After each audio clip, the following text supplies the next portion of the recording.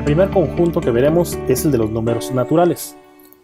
Los números naturales sirven para contar todo lo que hay en tu medio ambiente. Es decir, son los que nos sirven para contar lo que hay, lo que tenemos, lo que vemos. Por ejemplo, puedo ver yo 2 árboles, puedo contar mis vacas, 1, 2, 3, etc.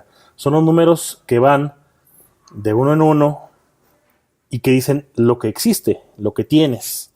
Tienes 2 manos, tienes 2 piernas, tienes 2 orejas, tienes una escuela, hay una carretera, o hay 2 carreteras, o hay una ciudad, hay 2 ciudades. Es lo que nos sirve para contar las cosas que hay en nuestro medio ambiente.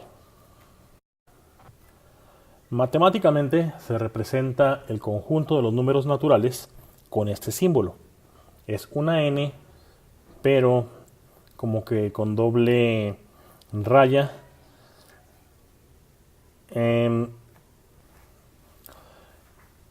Y también se escribe o se describe o se define de esta otra manera. ¿Ves? Simplemente poniendo aquí los números, ¿de qué se trata? 1, 2, 3, puntos suspensivos, que quiere decir que así nos vamos con la serie hasta el infinito. El siguiente conjunto de números es el de los números enteros. Seguramente el hombre, entendido como humanidad, se dio cuenta pronto de que no solamente tenía cosas, sino que también debía o podía deber cosas.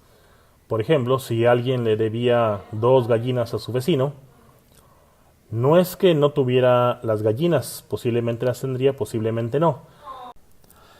Simplemente esa cantidad no podía entenderse igual que tener 2 gallinas.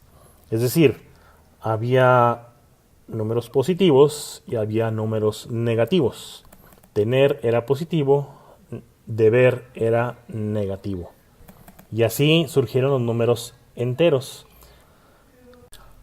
Y claro, al utilizar cantidades positivas y negativas, al balancearlas también estaba la posibilidad de no tener y tampoco deber, que es el número 0.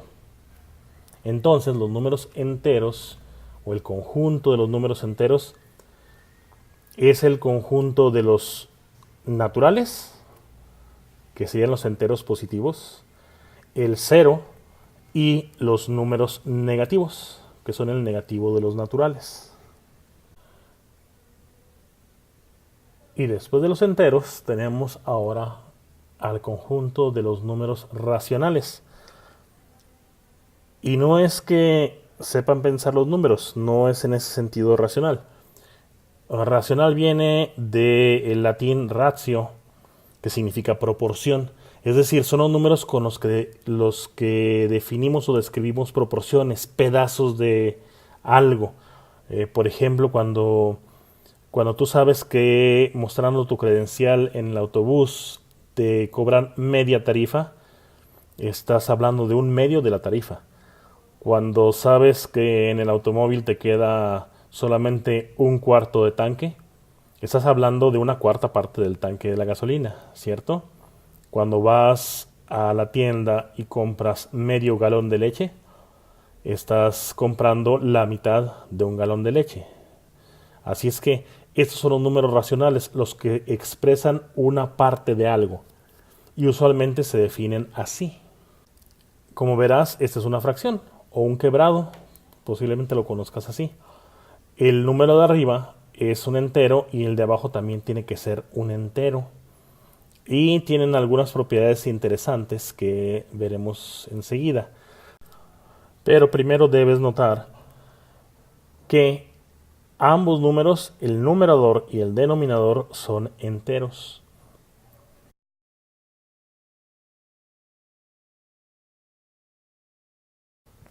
Aquí, por ejemplo, 2 tercios, el 2 es entero y el 3 es entero.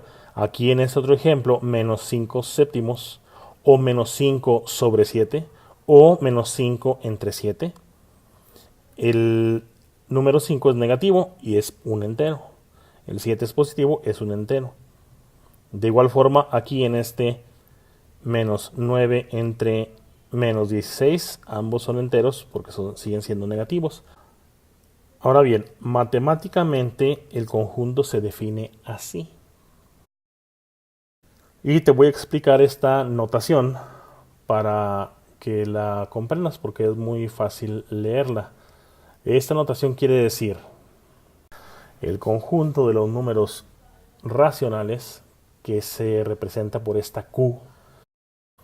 Este conjunto es el conjunto de todos los números que se representan como A sobre B, tal que esta barra vertical representa o quiere decir tales que o tales que A y B pertenecen, ese símbolo significa pertenece a, pertenecen al conjunto de los números enteros. Y aquí está una segunda condición también después de la coma. Dice B tiene que ser diferente de 0. Y esto es porque la división por 0 está indefinida. Ahora bien, regresemos a la definición de los números racionales. Como ya te comenté, los números racionales están compuestos de todos los números que se pueden representar como A sobre B, donde A y B son enteros y B es diferente de 0. Pero también date cuenta de esto. Los números enteros forman parte de esta definición. ¿Ya te diste cuenta por qué? A entre B, por ejemplo, podría ser 3 entre 1, o 3 sobre 1, o 3 enteros. ¿Y esto a qué equivale? Pues a 3. 3 es un número entero. Este otro ejemplo, menos 8 sobre 4. Menos 8 sobre 4, pues es equivalente a menos 2. Y menos 2 es un entero. Quiere decir que en esta definición de números racionales caben también los enteros. Entonces, los enteros son un subconjunto de los números racionales. Y seguimos expandiendo nuestros conjuntos.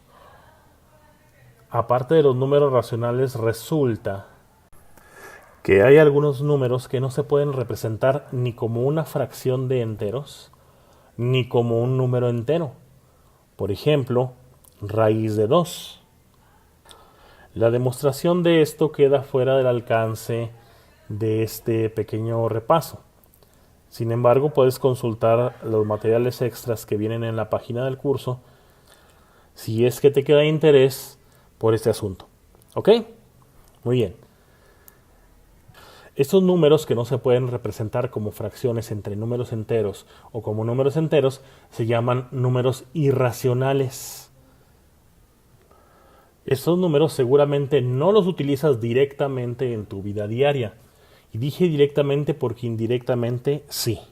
Por ejemplo, un famoso número irracional es pi, que es la relación constante que guarda el perímetro de un círculo en relación a su diámetro. Y las funciones trigonométricas que se derivan de un círculo son utilizadas en donde ni siquiera te imaginas. Por ejemplo, para lograr que un dispositivo transmita voz y datos a través de una red celular, se necesita descomponer tu voz o la información que estás transmitiendo o descargando en una serie de muchos términos matemáticos que son funciones senoidales. Sí, la función trigonométrica seno, que tiene que ver con el círculo y con pi. Una vez descompuesta esa señal, se envía o se recibe y del otro lado de la transmisión recuperar esa señal original precisamente porque venía dividida en una serie de muchos términos senoidales. Finalmente te diré solamente que en la definición matemática de los números irracionales, encontramos esto. Los números irracionales son aquellos que se pueden expresar como A entre B, donde A y B son números que no pertenecen a los enteros. Aquí está la gran diferencia con los números racionales. Y claro, también el denominador B tiene que ser diferente de 0, porque sea racional o irracional el número, la división por 0 está indefinida. Bien, estos son los números reales. Pero quedan otros conjuntos de números a los cuales pertenecen los números reales, ¿cierto? Ya los investigaste y seguramente te sonará el término números imaginarios. Ahora te los explico. Los números imaginarios surgen de tratar de lidiar con las raíces de números negativos. Recordarás que cualquier número elevado al cuadrado te da un número positivo. Es decir, si tú elevas 3 al cuadrado, 3 por 3 da 9, es positivo. Pero si tú elevas menos 3 al cuadrado, también te da 9 positivo, porque menos 3 por menos 3. El menos por menos da positivo y 3 por 3 da 9. Entonces, no existe una raíz cuadrada de un número negativo. ¿Cómo lidian con esto los matemáticos o cómo han solucionado esto? Bueno, a alguien se le ocurrió por ahí que este número que está adentro de la raíz cuadrada se puede factorizar en un número positivo multiplicado por menos 1. Al número positivo sí se le puede sacar raíz cuadrada, al menos 1 no. Pero entonces esto nos simplifica las cosas, porque entonces cualquier número que sea negativo y que se le esté sacando raíz cuadrada se puede expresar como la raíz cuadrada del número positivo multiplicado por raíz cuadrada de menos 1. ¿Y esto cómo nos resuelve el problema, cierto? Pues resulta que la raíz cuadrada de menos 1 se representa con la letra i, porque es un número que no existe en la naturaleza, no existe en ninguna dimensión. Es un número imaginario y se multiplica por el número real al que sí se le pudo sacar raíz cuadrada. Entonces, este conjunto de números, los que tienen una parte imaginaria, bueno, son los números imaginarios, los que tienen solamente esta parte imaginaria. Sin embargo, es posible combinar los números reales y los números imaginarios. Cuando un número tiene una parte que es real y otra parte que es imaginaria, se le nombra un número complejo y se escriben así, por ejemplo. Estos números complejos tienen pues sus propiedades, tienen toda una disciplina matemática que los ve, son muy interesantes y son muy importantes. Por ejemplo, en la ingeniería eléctrica resulta que el voltaje que entra a tu casa y que tiene una forma senoidal también, y debido a que dentro de tu casa tienes algunos motores y algunos otros tipos de dispositivos eléctricos, resulta que el voltaje que aparentemente Comisión Federal de Electricidad te entrega no es exactamente lo mismo, porque tiene un desfase en el tiempo respecto de la corriente que consumen tus motores. Y entonces todo esto se puede representar con un número imaginario, un número complejo, con el que se puede calcular la parte real, por decirlo así, de la electricidad que te entregan y qué es lo que te deben cobrar.